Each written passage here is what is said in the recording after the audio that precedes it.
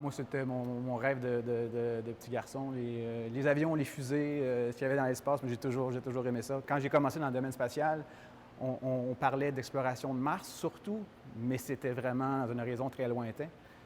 Donc, ça fait seulement quelques années, là, hein, peut-être 5 ou 10 ans, là, que réellement, on se disait, OK, on retourne sur la Lune et puis on y va, puis on est sérieux, puis on y va à court terme. Donc, le projet consiste à développer un petit rover d'environ une trentaine de kilogrammes qui va aller explorer le pôle sud de la Lune.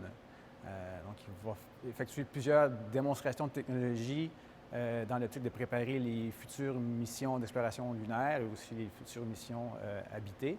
Particulièrement comme c'est un petit rover, il doit aller explorer les zones ombragées où le soleil ne se rend pas, jamais.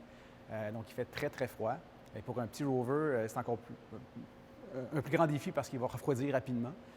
C'est un défi au niveau de l'énergie aussi parce que les panneaux solaires ne fonctionneront pas pour alimenter ces batteries.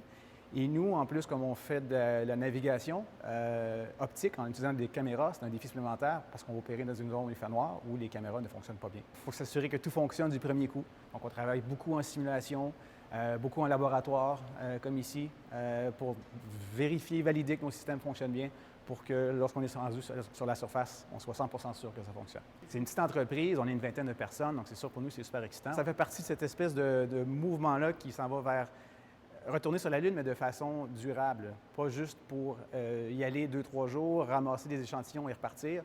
On veut être capable d'établir là des bases permanentes et d'avoir des gens qui sont là en permanence. On fait beaucoup de projets de recherche et d'études conceptuelles, mais il y a très peu de ces idées-là ou ces projets de recherche-là qui finissent ultimement en mission et qui sont lancés.